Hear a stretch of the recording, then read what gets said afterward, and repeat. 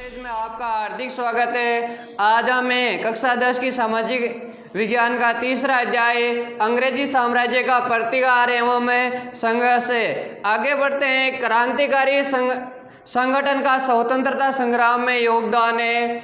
और पहले बढ़ते हैं महाराष्ट्र से क्रांति का नेतृत्व वासुदेव बलवंत फड़के ने किया था। और महाराष्ट्र से क्रांति 1876 में हुई थी और वासुदेव बलवंत फड़के के समय अकाल पड़ा था। अकाल पड़ने के बावजूद भी वहां पर अंग्रेजों ने करों की संख्या में सर्वाधिक वृद्धि कर दी थी और वृद्धि करने के कारण वासुदेव बलवंत ने अंग्रेजों का विद्रोह कर दिया था। और विद्रोह करने के कारण वासुदेव बलवंत को अंग्रेजों ने गिरफ्तार करके अदन जेल में डाल दिया गया था। आगे है चापेकर बंधुओं ने भी एक क्रांतिकारी संगठन बनाया था पुणे महाराष्ट्र में और इन्होंने भी अंग्रेजों का सामना किया था। चापेकर बंधुओं में दामोदर हरि चापेकर, बालकृष्ण हरि चापेकर और वासुदेव हरि चापेकर, इन तीनों भाइयों को नाम जानते हैं चापेकर बंधुओं के नाम से। चापेकर बंधुओं के नाम से दामोदर हरि चापेकर, बालकृष्ण हरि चापेकर और वासुदेव हरि चापेकर को चापेकर बंधुओं के नाम से जाना जाता है। और इन्हीं के समय पुणे महाराष्ट्र में प्लेग की बीमारी फैल गई थी और उस समय प्लेग कमिश्नर रेन ने लोगों की मदद की बजाय वहाँ आतंक फैला दिया गया था। आतंक फैलाने के कारण वहाँ चापेकर बंधुओं ने अंग्रेजों का संघर्ष करना शुरुआत कर दिए थे और संघर्ष करके 22 जून 1897 को रेड की हत्या कर दी। रेड की हत्या करने के बाद चापेकर बंधुओं को गिरफ्तार करके फांसी की सजा दे दी गई थी।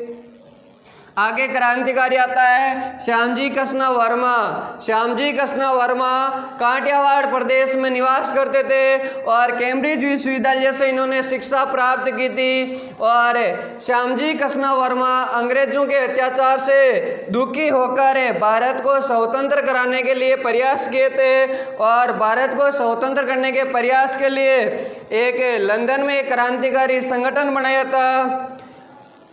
यानी श्यामजी कृष्ण वर्मा ने भारत के अलावा क्रांतिकारियों के संगठन बनाने के लिए लंदन में एक क्रांतिकारी संगठन बनाया गया था और वहाँ पर भी लोगों में राष्ट्रवाद की भावना जागृत की गई थी।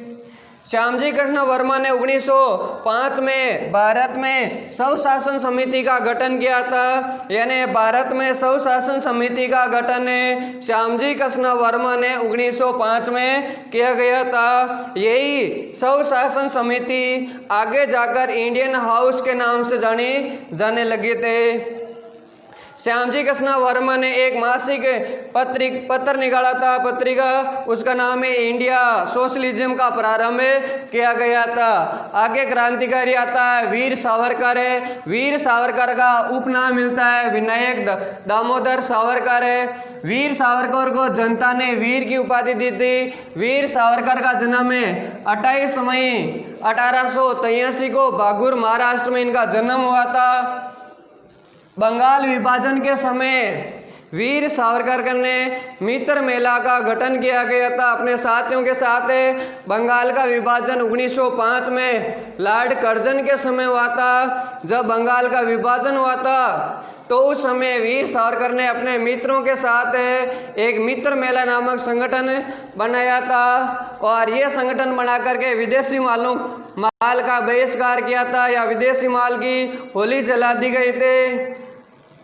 और यही मित्र मेला आगे जाकर के एक क्रांतिकारी संगठन बन गया जिसका नाम है अभिनव भारत पड़ा था।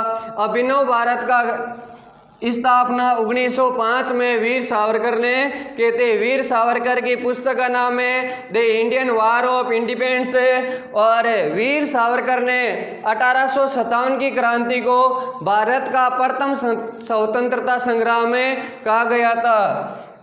ये सवाल कई बार पूछा गया। 1857 की क्रांति को भारत का प्रथम स्वतंत्रता संग्राम में किसने कहा था? तो वीर सावरकर ने कहा था। जब वीर सावरकर ने अंग्रेजों का सामना किया था तो वीर सावरकर को अंग्रेजों ने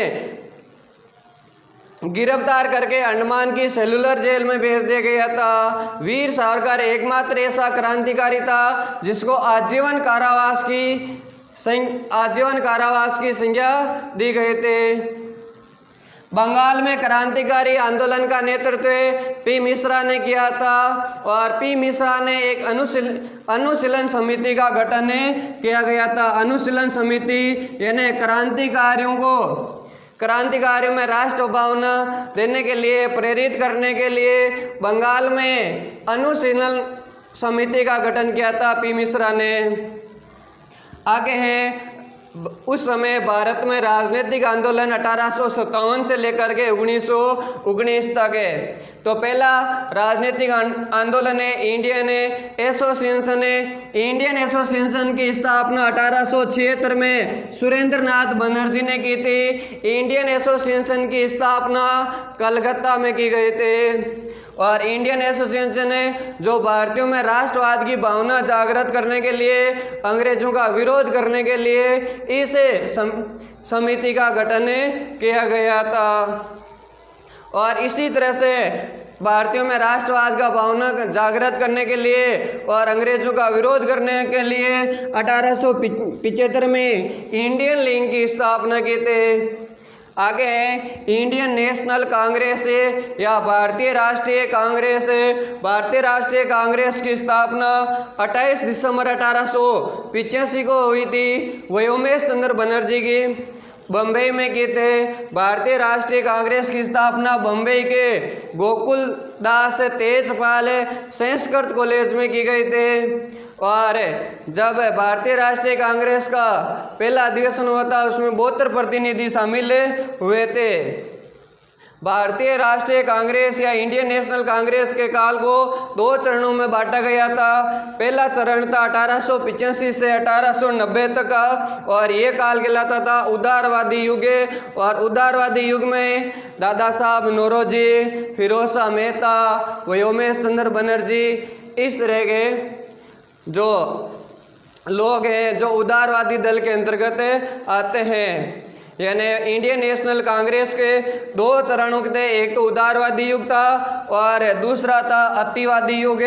अतिवादी युग का दूसरा नाम है गरमपंथी, उदारवादी युग का दूसरा नाम है नरमपंथी।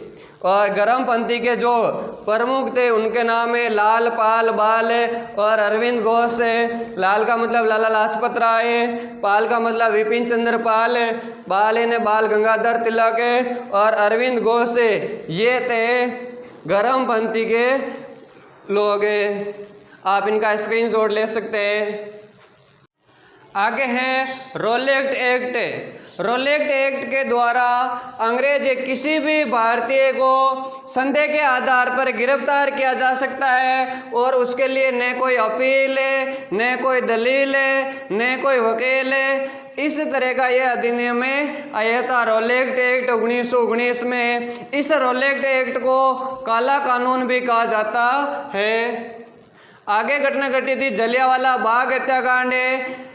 जलियांवाला बाग हत्याकांड 13 अप्रैल 1919 को रोलेक्ट एक्ट के विरोध में अमृतसर के जलियांवाला बाग में एकत्रित हुए थे। और जब एकत्रित हुए थे तो उसमें 20,000 स्त्री, पुरुष, बच्चे आदि लोग शामिल हुए थे। और उसी समय अंग्रेज अधिकारी जनरल डायर ने गोलियां चलाने का आदेश दे दिया गया था, जिसमें भारतीय क्रांतिकारी सर्वाधिक मारे गए थे। आगे खिलाफत आंदोलन है। भारतीय मुस्लिमों द्वारा तुर्की के खिलाफ खलीफापद के सम्मान करने के लिए एक आंदोलन किया था और उस आंदोलन को 19 अक्टूबर 1919 को भारत में खलीफा दिवस मनाया था। और खलीफा के आंदोलन के लिए गांधी जी ने केसरे हिंद की उपाधि त्याग दी थी, या महात्मा गांधी ने केसरे हिंद की उपाधि वापस अंग्रेजों को लौटा दी गई थे। और खिलाफत आंदोलन का समाप्ति 10 अगस्त 1920 को सेब्रे की संधि के द्वारा की गई थी। और सेब्रे की संधि के द्वारा करके तुर्की में खलीफा का विभाजन करे खलीफा पद को समाप्त कर दिया गया था। आगे था असहयोग आंदोलन।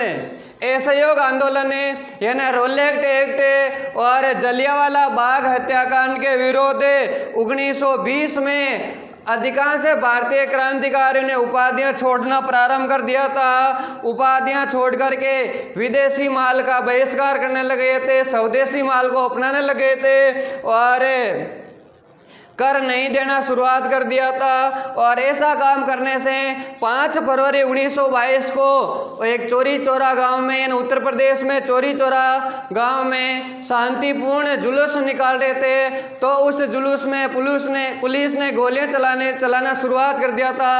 तब क्रांतिकारियों ने पुलिस थाने में आग लगा दी और पुलिस थाने में आग लगाने के कारण 21 सिपाही और एक थानेदार की मृत्यु हो गए थे और इस घटना को चौरी चौरा कांड के नाम से भी जाना जाता है। जब चौरी चौरा कांड के कारण या चौरी चौरा घटना के कारण महात्मा गांधी ने 12 फरवरी 1922 को असहयोग आंदोलन वापस ले लिया गया था। स्वराज्य पार्टी का गठन मोतीलाल नेहरू और चित्तरंजन दास ने किया गया था। आगे साइमन कमीशन 1927 में एक कमीशन भारत आया था, ब्रिटिश कमीशन भारत आया था और इस साइमन कमीशन में 7 सदस्य थे। ये सातों के सातों सदस्य ब्रिटिश थे, यानी इन 7 सदस्य में से एक भी सदस्य भारतीय नहीं था। जब इनमें भारतीय सदस्य नहीं होने के कारण भारतीय लोगों ने इनका विरोध किया था और जब साइमन कमीशन 1928 में बम्बई पहुंचा था तो उसका जबरदस्त विरोध किया गया था और साइमन कमीशन का विरोध लाहौर में लाला लाजपत राय ने किया था। जब साइमन कमीशन का लाहौर में लाला लाजपत राय ने विरोध किया था तो पुलिस के लाठीचार्ज से लाला लाजपत राय को अधिक चोट लगी थी और 1 माह बाद लाला लाजपत राय की मृत्यु हो गए थे। आगे सविनय अवज्ञा आंदोलन सविनय अवज्ञा आंदोलन पंडित जवाहरलाल नेहरू ने पूर्ण स्वराज्य का प्रस्ताव रखा था। पंडित जवाहरलाल नेहरू ने जब पूर्ण स्वराज्य का प्रस्ताव रखा था तो भारतीयों ने पूर्ण स्वराज्य प्राप्त करने के लिए गांधी जी के साथ 78 सदस्यों के साथ साबरमती आश्रम से 200 किलोमीटर दूर डांडी गांव पैदल मार्च शुरुआत कर दिया था, जिसे डांडी यात्रा भी कहा जाता है। डांडी मार्च या डांडी यात्रा की शुरुआत 12 मार्च 1930 को साबरमती आश्रम से 200 सदस्यों के साथ 78 सदस्यों के साथ 200 किलोमीटर पैदल चल करके वहाँ समुद्र के किनारे डांडी गांव पहुँच करके 6 अप्रैल 1930 को वहाँ पहुँचे थे और वहाँ पहुँच करके गांधी जी ने नमक बना करके नमक कानून को तोड़ा गया था, जिसे डांडी यात्रा कहा जाता है। डांडी यात्रा की शुरुआत 12 मार्च 1930 को होती है और वहाँ डांडी साबरमती आश्रम से शुरुआत होती है और डांडी पहुँचते हैं 6 अप्रैल 1930 को। वहाँ जाकर के नमक बना करके नमक कानून को तोड़ा गया था। 5 मार्च 1931 को गांधी जी और लॉर्ड इरविन के बीच में एक समझौता होता है, जिसे गांधी इरविन समझौता कहा जाता है। गांधी इरविन समझौता 1931 को गांधी जी और लॉर्ड इरविन के मध्य हुआ था। व्यक्तिगत सत्याग्रह सर्वप्रथम व्यक्तिगत सत्याग्रह की शुरुआत विनोबा भावे ने की थी और विनोबा भावे ने व्यक्तिगत सत्याग्रह की शुरुआत 1940 में की थी। भारत छोड़ो आंदोलन भारत छोड़ो आंदोलन की शुरुआत 8 अगस्त 1942 को हुई थी। भारत छोड़ो आंदोलन का नेतृत्व महात्मा गांधी जी ने किया था, या भारत छोड़ो आंदोलन की शुरुआत महात्मा गांधी जी ने किया था। और भारत छोड़ो आंदोलन के समय महात्मा गांधी ने करो या मरो का नारा दिया था। करो या मरो का मतलब है भारत को या तो स्वतंत्र करो या स्वतंत्र कराने के प्रयास में मारे जाएंगे, लेकिन इन अंग्रेजों के अधीन नहीं रहेंगे, इन भारत को पराधीन नहीं रखेंगे।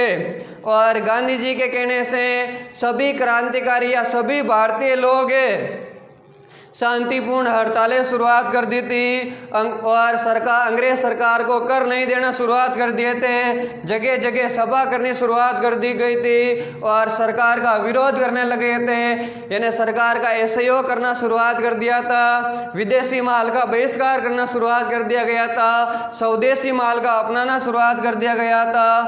इस तरह के कार्य शुरुआत कर दिए गए थे। यानी गांधी जी ने अंग्रेजों को कहा था आप भारत छोड़ करके चले जाओ, यानी भारत अब आपको छोड़ना होगा। तो भारत छोड़ो आंदोलन की शुरुआत 8 अगस्त 1942 को हुए थे। आगे है राजस्थान में जनजातीय आंदोलन, और जनजातीय आंदोलन में सबसे पहले भगत आंदोलन है। यानी बिलों में सामाजिक और नैतिक उत्थान के लिए गोविंद गुरु ने समसभा की स्थापना की और इसे भगत आंदोलन को भगत पंथ के नाम से भी जाना जाता है। गोविंद गुरु ने इन बिलों को हिंदू के दायरे में रखने के लिए इसका नाम भगत पंथ दिया गया था। गोविंद गुरु ने 1913 में मानगढ़ पहाड़ी पर बिलों को एकत्रित होने के लिए और बिल समाज में फैली व्याप्त कुरीतियों को समाप्त करने के लिए एकत्रित हुए थे। मानगढ़ पहाड़ी पर तब उसमें अनेक बिल एकत्रित देकर अंग्रेजों ने उनके ऊपर गोलियां बरसाना शुरुआत कर दी थी, जिसमें अधिकांश बिल लोग मारे गए थे। ये घटना राजस्थान में जलियांवाला बाग हत्याकांड से बढ़कर मानी गई है। आगे है जनजातीय आंदोलन में एकी आंदोलन है। एकी आंदोलन का नेतृत्व मोतीलाल तेजावत ने किया था और एकी आंदोलन 1921 में हुआ था और इस एकी आंदोलन में बिलों और गरासिया जनजाति में व्याप्त कुरीतियां, अंधविश्वास, रूढ़िवादिता को समाप्त करने के लिए कार्य किए गए थे। अब आगे है किसान आंदोलन है। किसान आंदोलन में पहला है चंपारण किसान आंदोलन है। चंपारण किसान आंदोलन 1917 में हुआ था और महात्मा गांधी ने किया था। देखो, महात्मा गांधी ने आंदोलन की शुरुआत सबसे पहले दक्षिणी अफ्रीका से शुरुआत की थी और महात्मा गांधी ने भारत में पहला सत्याग्रह की शुरुआत, आंदोलन की शुरुआत चंपारण में की थी।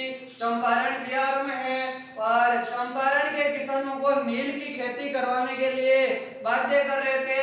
तब गांधी जी के नेतृत्व में क्रांतिकारियों ने अंग्रेजों का विरोध किया था और अंग्रेजों का विरोध करके नील की खेती करने को बाध्य किया था, तो उस बाध्यकारी को समाप्त कर दिया गया था। आगे है बिजोलिया किसान आंदोलन है। सबसे मस्त राजस्थान का प्रमुख किसान आंदोलन है बिजोलिया किसान आंदोलन है। बिजोलिया किसान आंदोलन की शुरुआत 1897 से हुई थी और बिजोलिया किसान आंदोलन 1941 तक चला था। भारत में सर्वाधिक समय तक किसान आंदोलन चला था, वो है बिजोलिया किसान आंदोलन है। बिजोलिया किसान आंदोलन में अधिकांश लोग धाकड़ जाति के लोग थे और धाकड़ जाति के लोगों ने यानी जब अंग्रेजों ने अधिक करों में वृद्धि कर दी, लाख में वृद्धि करने के कारण अंग्रेजों का विरोध करना शुरुआत कर दिया गया था। 1894 में जागीरदार ने और बिजोलिया का जागीरदार था कृष्ण सिंह या किशन सिंह ने नए प्रकार के कर लगाना शुरुआत कर दिए थे और 84 प्रकार के कर लगा दिए थे। 84 प्रकार के कुल लाख के कर लगते थे, यानी जिससे किसानों का अधिकतर जो पैसा आता था या उपज होती थी उनका अधिकांश भाग 3/4 भाग तो कर के रूप में चला जाता था। और 1897 में जब गिरधरपुरा गांव में गंगाराम धाकड़ के पिता की मृत्यु हो गई थी, तो उस मृत्यु के बोझ पर यानी मृत्यु बोझ पर एकत्रित हुए थे। मृत्यु बोझ पर एकत्रित होकर के किसानों ने अंग्रेजों के विरोध के बारे में चर्चा की थी और चर्चा करके मेवाड़ के महाराणा को और पत्र लिखा था। उस समय मेवाड़ का महाराणा फतेह सिंह था। मेवाड़ के महाराणा को पत्र लिखा कि अब यानी इतने प्रकार के कर है तो इन करों में कमी करनी है, ये लाख बागों में कमी करनी है। और उसी समय यानी 1899-19 में अकाल पड़ा था। उस अकाल का नाम है छपनी अकाल, यानी 1956 में पड़ा था। और तो इस अकाल में यानी ये त्रिकाल था जिसमें अन्न जल चारे की कमी आ गई थी। तो 1899-1900 में छपनी अकाल पड़ा था, जिससे अकाल के कारण किसानों की और दयनीय दशा खराब हो गई थी। एक तरफ तो किसानों की अकाल की दशा से दयनीय स्थिति खराब हो गई थी और दूसरी तरफ अंग्रेज और नए प्रकार के कर शुरुआत कर देते हैं और लाख करों में वृद्धि कर देते हैं, जिसके कारण पूरे किसान अंग्रेजों से विरुद्ध हो गए थे। और फिर उस समय बिजोलिया के जागीरदार कसन ने एक नया प्रकार का चौरी कर लगाना शुरुआत कर दिए थे और चौरी कर में 5 रुपए लेना शुरुआत कर दिए थे। यानी चौरी कर में किसान की पुत्री का विवाह करने पर 5 रुपए कर लेना शुरुआत कर दिए थे। तब किसानों ने 2-3 वर्ष तक अपनी पुत्रियों का विवाह करना बंद कर दिया था, लेकिन और विवाह करने पर क्या होता था, चौरी कर नाम का कर लगा दिया था। और उसी समय 1906 में करसन सिंह ने एक तलवार बंदी कर शुरुआत कर दिया था और इन्हें नए नए कर लगाने के कारण पूरे किसान अंग्रेजों के विरुद्ध हो गए थे। जब पूरे विरुद्ध हो गए थे तो 1913 में साधु सीताराम दास ने और विजय सिंह पथिक ने एक संगठन बना करके अंग्रेजों का विरोध करना शुरुआत कर दिया गया है। साधु सीताराम दास के नेतृत्व में बिजोलिया किसान आंदोलन का में अंग्रेजों का विद्रोह किया गया था।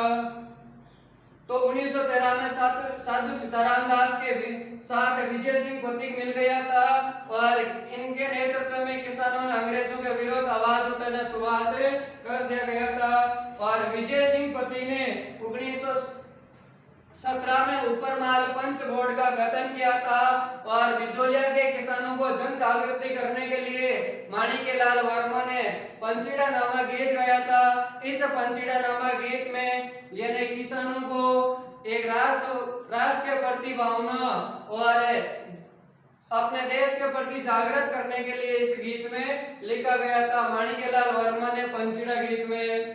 आगे विजय सिंह पथिक ने उपरमाल सेवा समिति का संगठन की स्थापना की।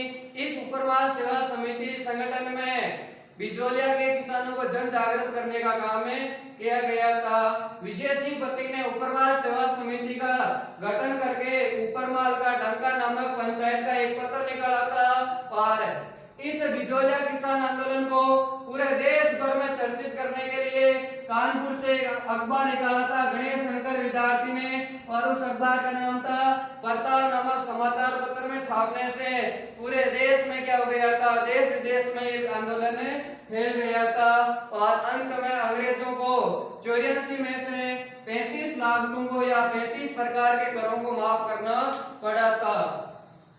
आगे है सीकर किसान आंदोलन है। सीकर किसान आंदोलन का दूसरा नाम है शेखावाटी किसान आंदोलन है। सीकर ठिकाने के राव कल्याण सिंह ने 25% से 50% करों में वृद्धि कर दी थी और जब करों में वृद्धि करने के कारण सारे किसान सीकर के जो ठिकाने के राव कल्याण सिंह के विरुद्ध हो गए थे और भू राजस्व वृद्धि करने के कारण सीकर ठिकाने के रामनारायण चौधरी के नेतृत्व में आंदोलन शुरुआत हो गया था। राजस्थान जाट क्षेत्रीय सभा की स्थापना 1931 में हुई थी और इसने भी सीकर किसान सीकर के ठिकानों के विरुद्ध आवाज उठाए थे। धार्मिक आधार पर किसानों को संगठित करने के लिए या सीकर के किसानों को संगठित करने के लिए सीकर के ठिकाने ठाकुर देशराज ने पेंतना में एक सभा की और पेंतना में एक सभा करके जाट प्रजापति महायज्ञ का आयोजन करवाया था और ये यज्ञ बसंत पंचमी के दिन 20 जनवरी 1934 को हुआ था और इसके यज्ञ कराने वाला यज्ञाचार्य पंडित खेमराज शर्मा की देखरेख में ये यज्ञ पूर्ण किया गया था। सीकर किसान आंदोलन में महिलाओं की महत्वपूर्ण भूमिका रही थी या शेखावाटी किसान आंदोलन में महिलाओं की महत्वपूर्ण भूमिका रही थी। यानी एक सियोट जगह है, सियोट के ठाकुर मान सिंह ने सोतिया का बास नाम का गांव है, उस गांव में महिलाओं के साथ दुर्व्यवहार किया था और उस दुर्व्यवहार के कारण किशोरी देवी के नेतृत्व में एक कटरातल नामक जगह पर 1934 में कटरातल नामक स्थान पर किशोरी देवी के नेतृत्व में शेखावाटी किसान आंदोलन शुरुआत हो गया था। तो किशोरी देवी के नेतृत्व में सीकर किसान आंदोलन की शुरुआत हो गई। कटरातल किसान आंदोलन की शुरुआत हुई थी और इस किसान आंदोलन में किशोरी देवी के साथ अन्य महिलाएं भी थी। श्रीमती दुर्गा देवी, श्रीमती फूला देवी, श्रीमती रमा देवी और श्रीमती उत्तमा देवी आदि महिलाओं ने किशोरी देवी का साथ निभाया था। आगे है बेंगू किसान आंदोलन में। बेंगू किसान आंदोलन की शुरुआत 1921 में हुई थी और वही अंग्रेजों ने जमींदारों ने लाग बाग करों में वृद्धि करने के कारण, लगान में ऊंची दरों में वृद्धि करने के कारण और किसान अत्याचार से पीड़ित होकर के अंग्रेजों के विरोध शुरू हो गए थे। बेंगू किसान आंदोलन का नेतृत्व विजय सिंह पते के, रामनारायण चौधरी और माणिक्यलाल वर्मा ने किया गया था। बेंगू के ठाकुर रावत अनूप सिंह के समय बेंगू किसान आंदोलन हुआ था और क्रांतिकारियों और किसानों ने अनूप सिंह का विरोध किया गया था। विरोध करने के बाद में ठाकुर के और किसानों के बीच में समझौता हुआ था, उसका नाम है बुलेसिक समझौता। ठाकुर अनूप सिंह और किसानों के बीच में और एक आयोग का गठन किया गया था, उसका नाम है ट्रेंच आयोग। 13 जुलाई 1923 को बेंगू किसान आंदोलन करते समय ठाकुर ने गोलियां चलाने का आदेश दिया था और इस गोलियां चलाने से बेंगू के रूपाजी और करपाजी दो क्रांतिकारी शहीद हो गए थे। आगे है बरड़ किसान आंदोलन। बरड़ किसान आंदोलन का दूसरा नाम बूंदी किसान आंदोलन है। इस आंदोलन की शुरुआत 1922 में हुए थे और बरड़ या बूंदी किसान आंदोलन का नेतृत्व नैनूराम शर्मा ने किया था। बरड़ किसान आंदोलन में नानक बीर और देवलाल गुर्जर शहीद हुए थे। नीमू चढ़ा आंदोलन अलवर में हुआ था और इसमें राजा ने स्वरों को मारने पर प्रतिबंध लगा दिया गया था और ये स्वर किसानों की खड़ी फसल को बर्बाद या नष्ट करने शुरुआत कर दिए गए थे। तब 1921 में नीमू चढ़ा आंदोलन हुआ था जिसके आंदोलन करने के बाद स्वरों को मारने पर प्रतिबंध था वो हटा दिया गया था। अब आगे है राजस्थान में प्रजामंडल आंदोलन है। राजस्थान में उत्तरदायी शासन की स्थापना करने के लिए प्रजामंडल आंदोलन हुए थे और सबसे पहले प्रजामंडल की स्थापना हुई थी जयपुर प्रजामंडल की स्थापना। जयपुर प्रजामंडल की स्थापना 1921 को जमनालाल बजाज और कपूरचंद पाटनी ने किया था। 1931 में जयपुर प्रजामंडल और बूंदी प्रजामंडलों की स्थापना हुई। बूंदी प्रजामंडल की स्थापना क्रांतिलाल ने की थे और इनके बाद में हाड़ौती प्रजामंडल की स्थापना 1934 में हुए थे। हाड़ौती प्रजामंडल के संस्थापक नैनूराम शर्मा था। हाड़ौती क्षेत्र में कोटा, बूंदी, बारा, झालावाड़ क्षेत्र आते हैं और कोटा प्रजामंडल की स्थापना 1939 में हुई थी। यही नैनूराम शर्मा ने की थी। कोटा हाड़ौती क्षेत्र में आता है लेकिन कोटा की क्रांति 1939 में नैनूराम शर्मा ने की थी और हाड़ौती प्रजामंडल की स्थापना 1934 में नैनूराम शर्मा ने की। आगे मारवाड़ प्रजामंडल की स्थापना 1934 में हुई थी। मारवाड़ प्रजामंडल के संस्थापक थे जयनारायण व्यास। मारवाड़ प्रजामंडल नाम ने आकर क्या सकता है। जोधपुर प्रजामंडल के संस्थापक किसने कौन है तो जोधपुर प्रजामंडल की स्थापना करने वाले जयनारायण व्यास और जोधपुर प्रजामंडल की स्थापना की थी 1934 में। इन मारवाड़ प्रजामंडल का उपनाम या दूसरा नाम जोधपुर प्रजामंडल है। आगे सिरोही प्रजामंडल की स्थापना 1934 में की थी वर्दी शंकर त्रिवेदी ने की थी। आगे बीकानेर प्रजामंडल की स्थापना 1936 में मग्गाराम वेद ने की थी। मेवाड़ प्रजामंडल की स्थापना 1938 में माणिक्यलाल वर्मा ने की थी।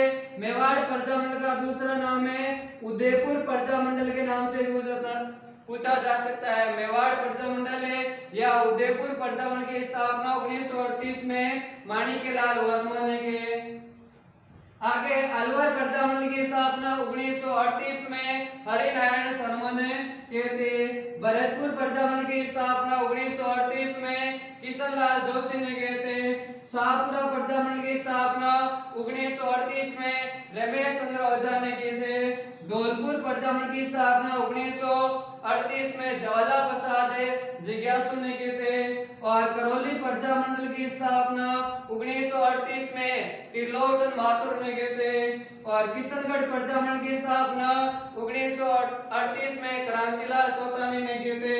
और कुशलगढ़ प्रजामंडल की स्थापना 1942 को भंवरलाल निगम ने किए थे।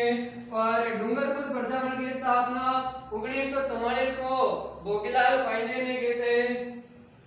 बांसवाड़ा प्रजामंडल की स्थापना 1945 को भूपेंद्र नाथ त्रिवेदी ने किए थे। और प्रतापगढ़ प्रजामंडल की स्थापना 1945 को अमृतलाल पाठक ने किए थे। और झालावाड़ प्रजामंडल की स्थापना 1946 को मांगीलाल भोये ने की।